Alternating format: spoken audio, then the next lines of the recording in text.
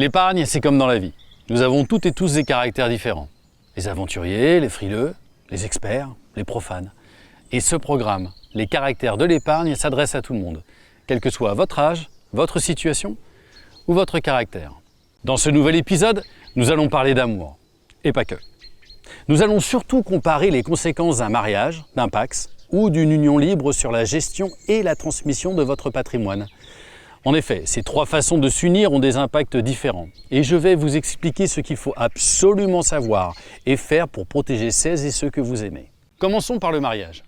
Pour résumer simplement, le mariage reste la forme d'union la plus protectrice sur le plan patrimonial, mais il y a des nuances suivant la nature du contrat que vous avez choisi.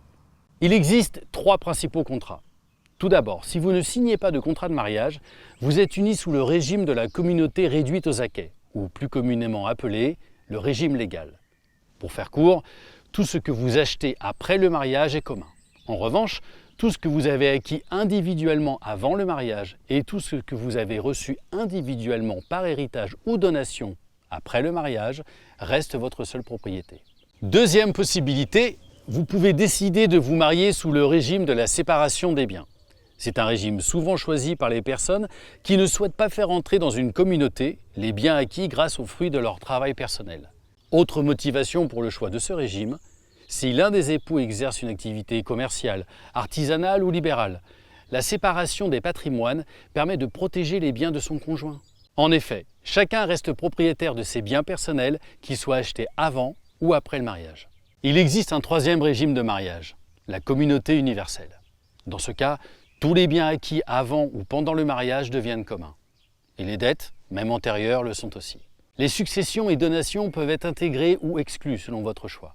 En cas de décès, le conjoint survivant hérite automatiquement de tous les biens, mais pour cela, il vous faut prévoir une clause d'attribution intégrale. Ce régime est souvent choisi au moment de la retraite et permet au conjoint survivant de conserver son cadre et son niveau de vie.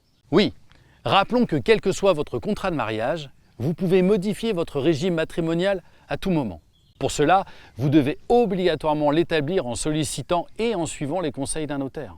En effet, le changement de régime matrimonial est soumis à certaines précautions. Pour conclure sur les avantages du mariage, retenez bien une chose.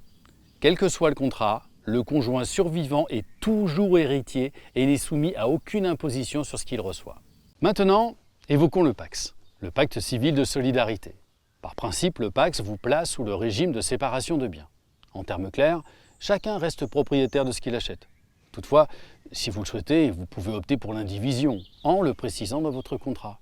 En cas de décès, le PACS ne fait pas du partenaire survivant un héritier automatique. Il vous faut obligatoirement rédiger un testament afin de nommer votre partenaire comme légataire. Avantage commun avec le mariage, la personne survivante ne paye pas d'impôt sur les biens transmis après un décès. Si vous choisissez de vivre en union libre ou concubinage, chacun de vous deux reste totalement indépendant sur le plan patrimonial. Vous n'êtes soumis à aucune obligation, ni solidarité financière. En cas de décès, la loi ne prévoit rien. Vous n'héritez de rien, sauf si un testament est formellement rédigé. Vous êtes en effet considérés comme deux personnes distinctes.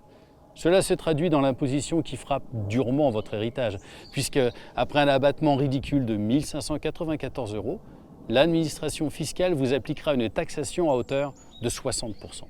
Concernant le logement familial, sans acte notarié ou disposition spécifique, le survivant peut être contraint de quitter le domicile. En résumé, rien ne vous attache dans votre union et rien ne vous lie dans la transmission de votre patrimoine. Pour résumer, le mariage est le système le plus protecteur pour le conjoint survivant, car il fait des époux des héritiers légaux. Le PACS et l'union libre vous obligent à rédiger un testament si vous voulez protéger la personne survivante. Dans le mariage, il existe des dispositions automatiques, mais l'expression écrite de vos volontés est là aussi très fortement recommandée.